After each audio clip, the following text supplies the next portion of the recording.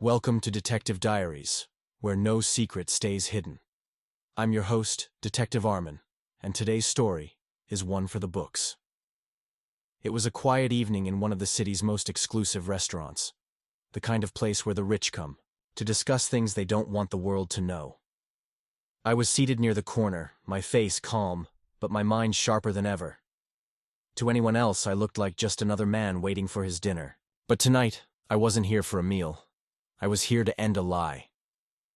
My phone buzzed on the table. I glanced down at the screen. The message read, "They just walked in." My eyes shifted to the entrance, and there she was, my wife. She was radiant, dressed like she didn't have a care in the world. And beside her was him, the man she thought I didn't know about. They were laughing, sharing a moment of happiness. It was almost ironic. Neither of them knew that tonight, all of their secrets were about to be exposed. For weeks, I had gathered every piece of evidence. I played my role perfectly, the loyal, unsuspecting husband. But all along, I was watching, planning, waiting. Tonight, everything changes.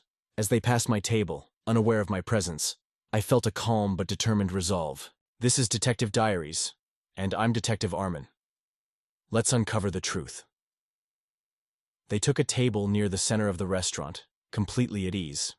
I watched as the waiter greeted them with a friendly smile, handing them menus. My wife leaned in, whispering something to her lover that made him chuckle softly. The sight would have crushed me weeks ago, but not anymore. Now, it fueled my purpose. I reached into my pocket and quietly retrieved a small envelope. Inside was all the proof I needed. Photos, screenshots of their conversations, and a copy of the hotel booking under a fake name. This wasn't just about catching them. It was about making sure there was no escape from the truth. I looked at the time. Everything was going according to plan. Soon, key witnesses would arrive, people who needed to see this unfold with their own eyes. Among them was the last person my wife would expect, her lover's wife. I had reached out to her anonymously, giving her the evidence. She agreed to meet here tonight. As I watched them toast to their little fantasy world, a waiter approached my table. "Sir, would you like to order now?" he asked politely. I smiled slightly. "Not yet. I'm waiting for someone." The real show was about to begin. The minutes ticked by slowly, but I remained patient. I could see my wife and her lover chatting, completely unaware of the storm about to hit them. The restaurant buzzed quietly around us, but my focus was razor-sharp. I had waited long enough. Finally, the door opened again, and in walked the last piece of the puzzle, his wife. She paused at the entrance, scanning the room, her face a mixture of confusion and suspicion. I raised my hand slightly, signaling to her. She spotted me and walked over, her heels clicking softly on the polished floor. "Are you the one who sent me those things?" she asked quietly, her voice tense but steady. I nodded. "Yes. You'll want to see what happens next." She hesitated for a moment, then sat down across from me. Her gaze drifted toward the table where her husband sat, laughing with mine. A flicker of pain crossed her face, but she quickly masked it with determination. "I didn't believe it at first," she whispered. "But now you'll get your answers," I said, keeping my voice calm. "Just watch. They won't stay in the dark for long." We sat in silence for a moment, both of us locked onto the same target. The tension was building, thick like a storm cloud. It was almost time. I sent a message to the waiter handling their table. "Check on table 14 in a few minutes. I want them to know someone's watching." The game had begun. The waiter approached their table, professional and composed. He asked a simple question. "Is everything to your liking, sir?" But his presence was enough to make my wife pause for a moment. She glanced around the restaurant as if sensing something was off. Her eyes scanned the room but didn't settle on me. "Not yet," the lover smiled, dismissing the waiter with a polite nod. "Everything's perfect," he said confidently, raising his glass to toast again. My wife hesitated, but clinked her glass with his. Her discomfort faded as quickly as it had appeared. Across from me, his wife clenched her jaw. Her eyes darkened with anger as she watched them, the realization sinking in deeper. They look so comfortable, don't they? She muttered under her breath. Like nothing could ever go wrong. People, like them always do, I replied calmly. Until they're caught. I leaned forward slightly and tapped my phone. A message was sent to the waiter. Deliver the envelope to table 14. We didn't have to wait long. The waiter returned, holding the envelope discreetly, and placed it gently beside my wife's wine glass. Someone asked me to give you this, he said before walking away. I saw my wife's face shift instantly. Confusion. Suspicion. She slowly picked up the envelope, her fingers trembling slightly. The lover leaned closer to her, frowning. What's that? He asked. I don't know, she whispered, her voice barely audible. I watched, savoring the moment.